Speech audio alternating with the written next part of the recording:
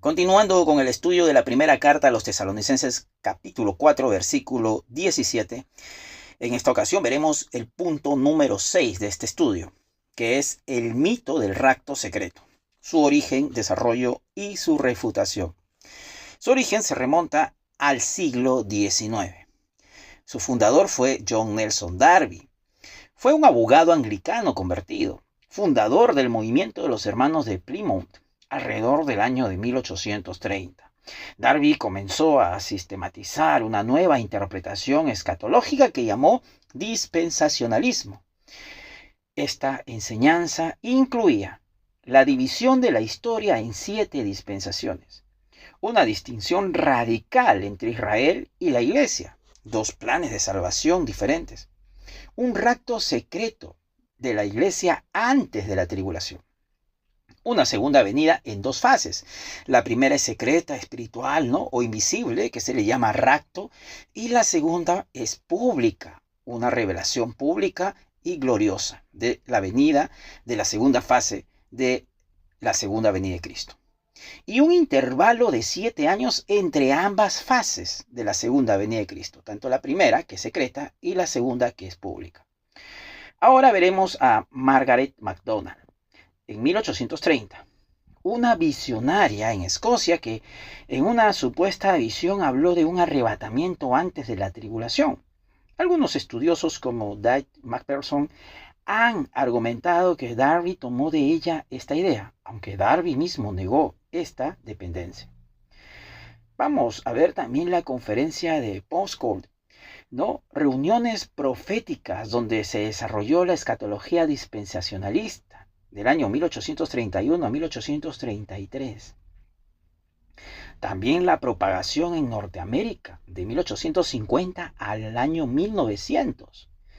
Y la famosa Biblia Scofield, hecha por Cyrus Scofield, ¿no? Publicó su Biblia de referencia y de estudio, Scofield, en 1909, 1917, con anotaciones dispensacionalistas. Esta Biblia de estudio influyó enormemente en el evangelicalismo norteamericano. Fue popularizado, claro, el dispensacionalismo, porque allí justamente se enseñan las 7 dispensaciones.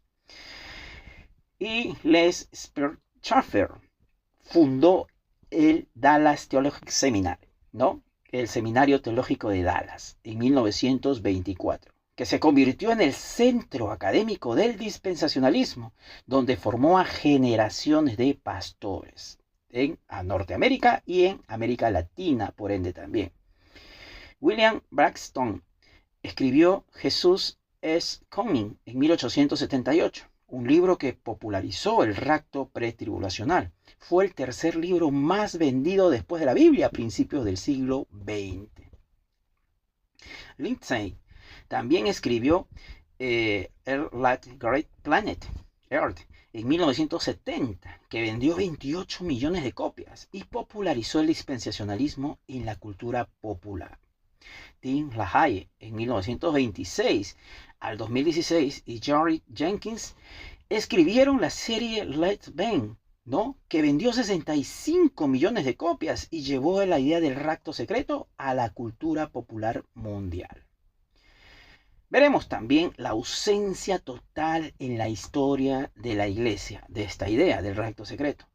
Lo que la iglesia primitiva no enseñó en los primeros 400 años de historia después de Cristo. No enseñó un rapto secreto. No enseñó una segunda venida en 2 fases. No enseñó un intervalo de 7 años entre el rapto y la revelación. No enseñó que la iglesia escaparía de la tribulación. Lo que la iglesia primitiva sí enseñó: una segunda venida visible y gloriosa de nuestro Señor Jesucristo. La resurrección corporal al final de los tiempos. Sí enseñó el juicio final.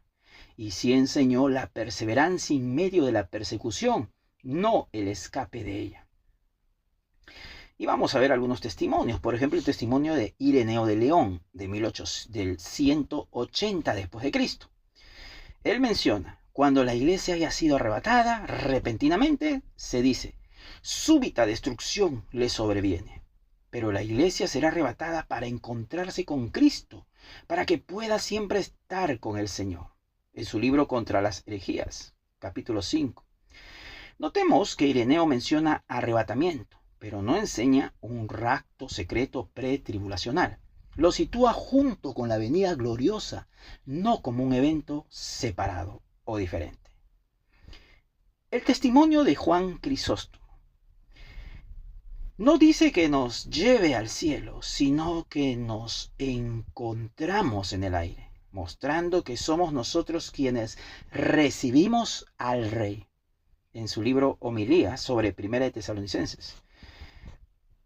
Ahora, veremos algunas refutaciones. La refutación desde Primera de Tesalonicenses capítulo 4, justamente el contexto desde el versículo 13 al 18.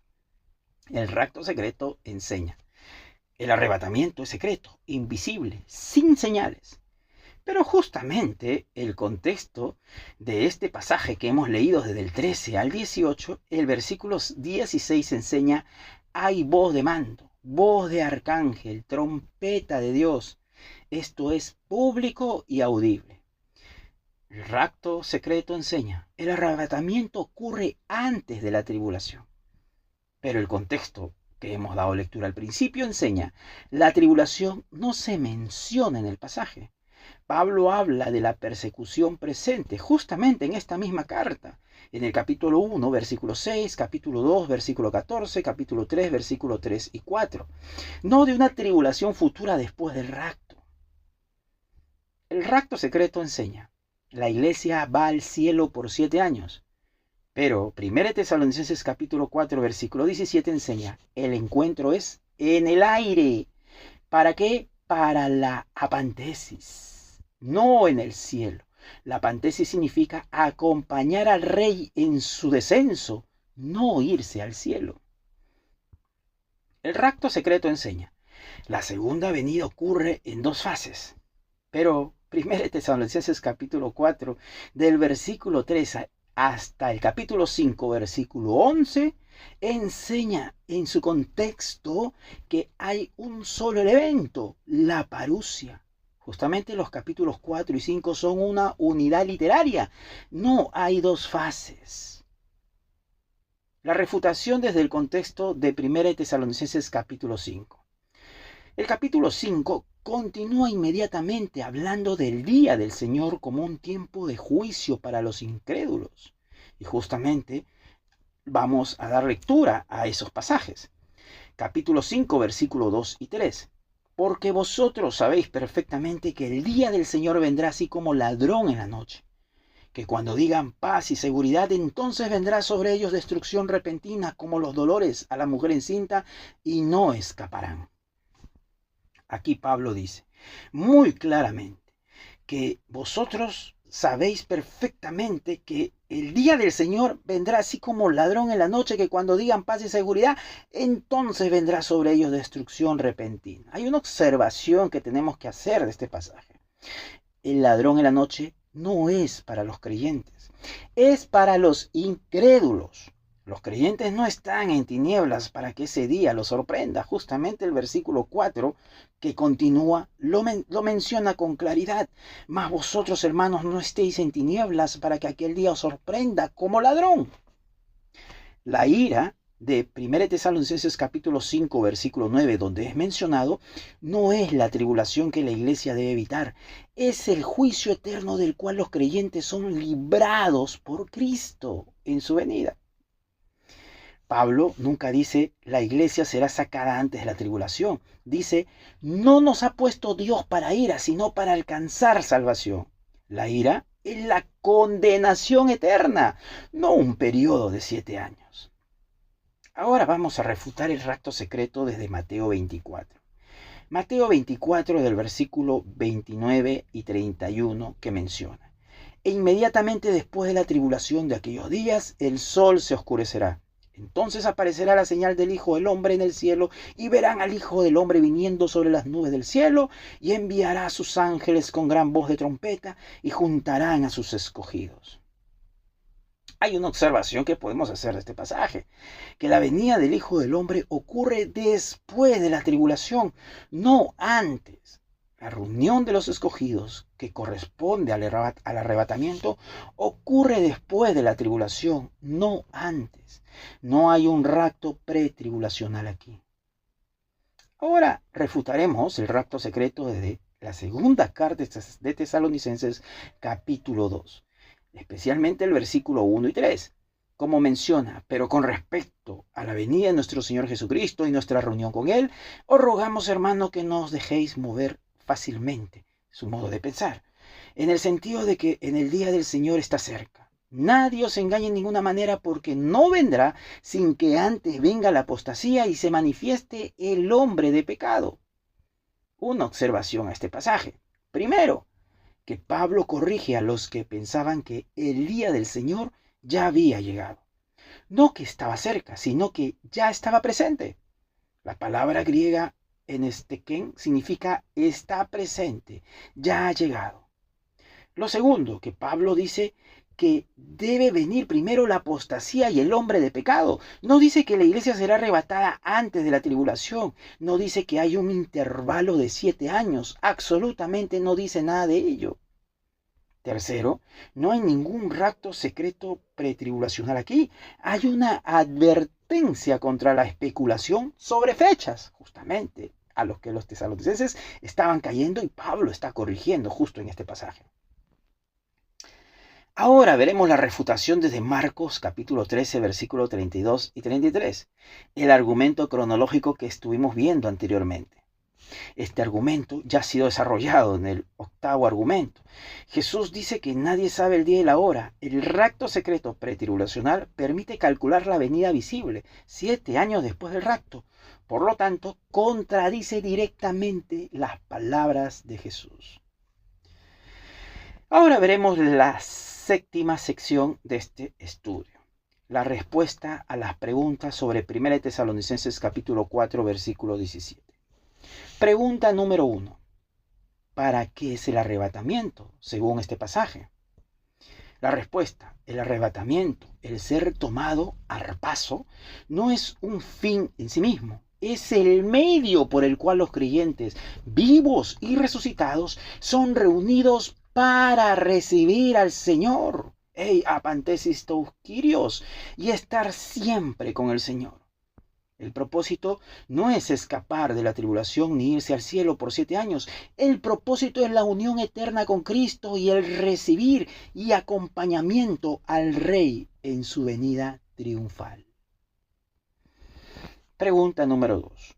¿Cuándo ocurre el arrebatamiento según el contexto de 1 Tesalonicenses capítulo 4 y capítulo 5?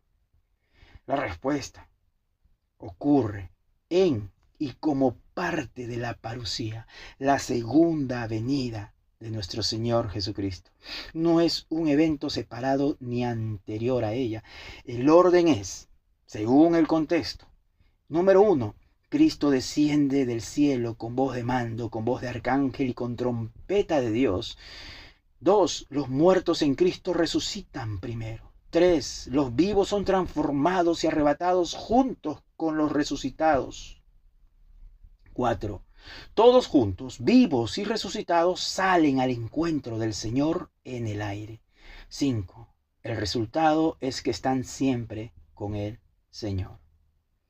No hay 2 fases, no hay un intervalo de 7 años. El arrebatamiento es la transformación y reunión de la iglesia en el momento de la segunda venida de Cristo. Pregunta número 3. ¿Se va la iglesia al cielo para siempre, según el pasaje de 1 Tesalonicenses capítulo 4, versículo 17? La respuesta es que el texto no dice que la iglesia se vaya al cielo. Dice que los creyentes son arrebatados en las nubes y en el aire para recibir al Señor. El destino final no es el aire ni las nubes. El destino es estar siempre con el Señor, donde quiera que Él esté, dado que Cristo desciende a la tierra para establecer su reino. Y en el plan final, la nueva tierra, donde mora la justicia, según 2 de Pedro capítulo 3, versículo 13, los creyentes lo acompañan en su descenso. El cielo nuevo y la tierra nueva de Apocalipsis 21 y 22 son el destino final, no una estancia de 7 años en el tercer cielo. Pregunta 4. ¿Qué significa nosotros los que vivimos? Del versículo 15 de este capítulo 4 de Tesalonicenses. La respuesta es: Pablo se incluye retóricamente como ejemplo hipotético de los que estén vivos en la parusia. No es una predicción infalible de que él viviría hasta entonces, porque según 2 Corintios 5 del 1 al 10 y Filipenses capítulo 1 versículo 21 al 24, contempla la posibilidad de su muerte. Es una expresión de la inminencia de la esperanza. Es una forma de decir: nosotros los creyentes que pertenecemos a esta generación tenemos la esperanza de estar vivos cuando Cristo venga. Los creyentes de cada generación deben vivir como si la parusia pudiera ocurrir en su tiempo. Pregunta número 5. ¿Es visible o invisible la parusia según las Escrituras? La respuesta contundente que hemos observado es que es visible por las siguientes razones. 1. El antecedente. La ascensión fue visible, según Hechos capítulo 1, versículo 9 al 11. Así mismo vendrá, así vendrá. Como dijeron los ángeles a los discípulos que estuvieron mirando al cielo cuando Jesús ascendía. Punto número 2. La definición. Parusia en el mundo grecorromano significa una visita oficial visible. Número 3. Los textos bíblicos. Mateo 24, 27 menciona del relámpago. Apocalipsis 1:7 menciona todo ojo le verá. Punto número 4. Los términos relacionados. Apocalipsis, revelación, epifanía, manifestación gloriosa, octomai, ser vistos, etcétera, etcétera.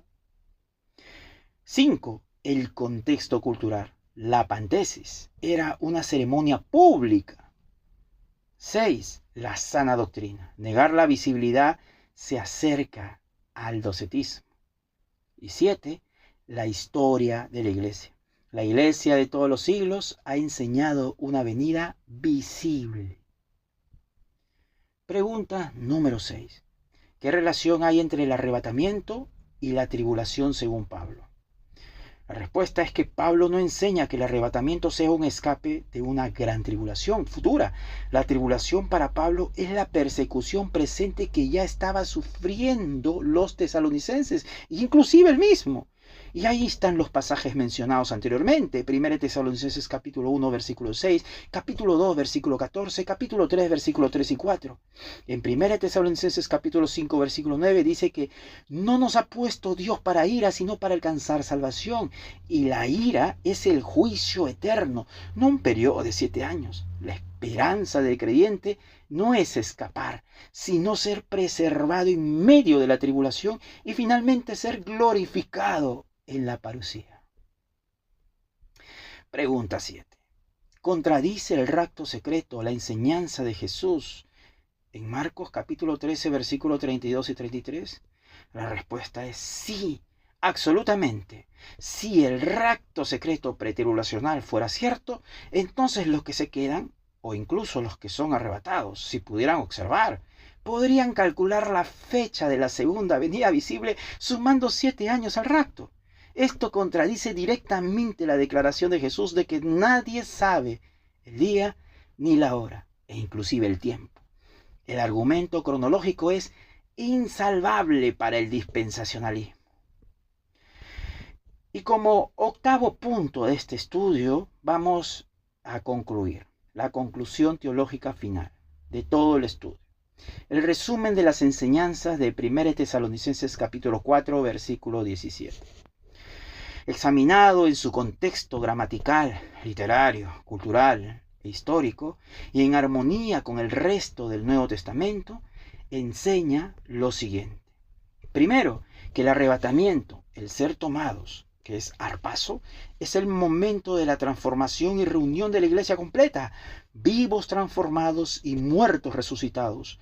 No es un evento separado de la parusía, que menciona justamente el contexto en el versículo 15 de este mismo capítulo 4 de 1 Tesalonicenses. Segundo, este arrebatamiento ocurre en y como parte de la parusía, la segunda venida de Cristo. No es un evento secreto anterior. La resurrección de los muertos y la transformación de los vivos son dos movimientos de un mismo evento glorioso.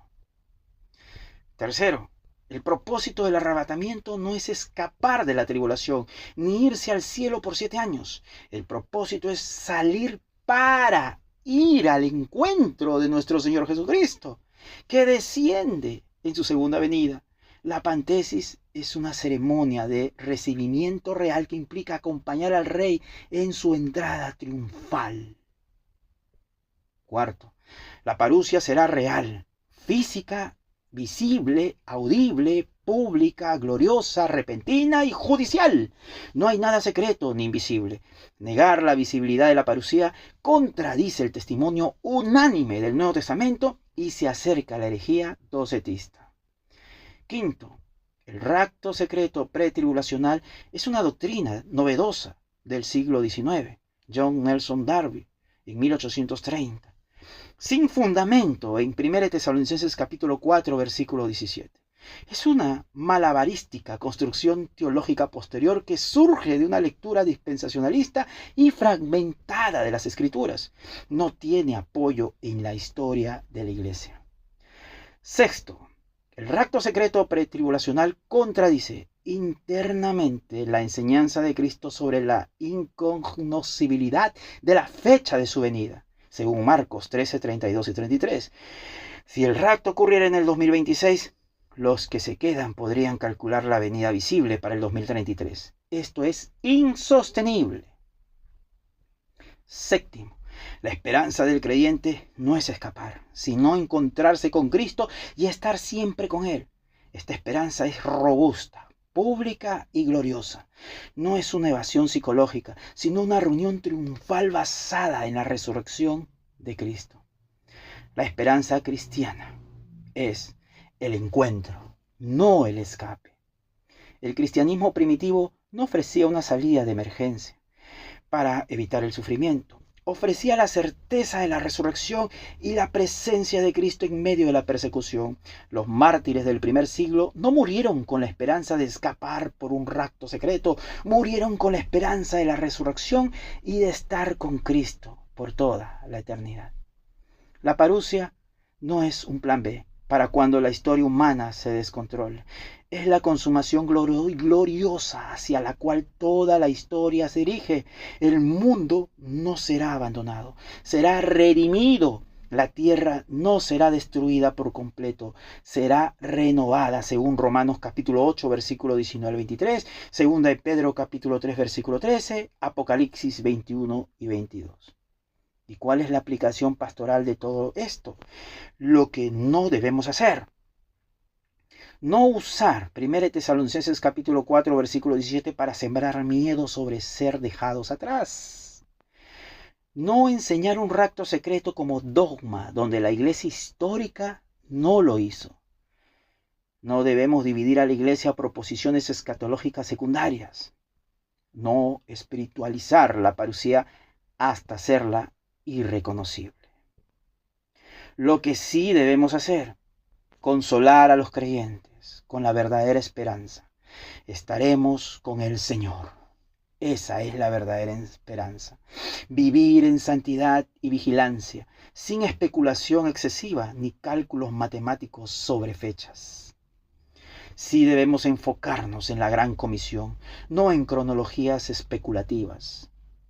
Sí debemos mantener la unidad en lo esencial. La venida de Cristo es real, visible y gloriosa. Mientras discutimos lo secundario, el tiempo exacto, el orden de eventos, etc. La conclusión final. Primera de Tesalonicenses capítulo 4, versículo 17, examinado en su contexto lingüístico, cultural, histórico y literario, no respalda la doctrina del rapto secreto ni la segunda venida en 2 fases. Estas enseñanzas son desarrollos teológicos del siglo XIX, no verdades bíblicas explícitas ni históricas. La esperanza paulina, la esperanza de los apóstoles, la esperanza de la iglesia primitiva, la esperanza de los reformadores y la esperanza de los cristianos fieles de todos los siglos sigue siendo la misma. Cristo viene una vez en gloria, real, física y visible, para reunir a sus redimidos, juzgar a sus enemigos y establecer su reino eterno. Y nosotros, por su gracia, estaremos siempre con el Señor. Maranata, el Señor viene. La gloria sea a Dios. Gracias, queridos amigos y hermanos, por su atención en este estudio. En 4 fases, ¿no? En 4 videos. Espero que les sea de mucha edificación y pueden compartirlo, pueden suscribirse al canal, darle un like, compartir a sus amigos y hermanos en sus ministerios e iglesias para la edificación de todos. Que Dios me los bendiga abundantemente. Bendiciones.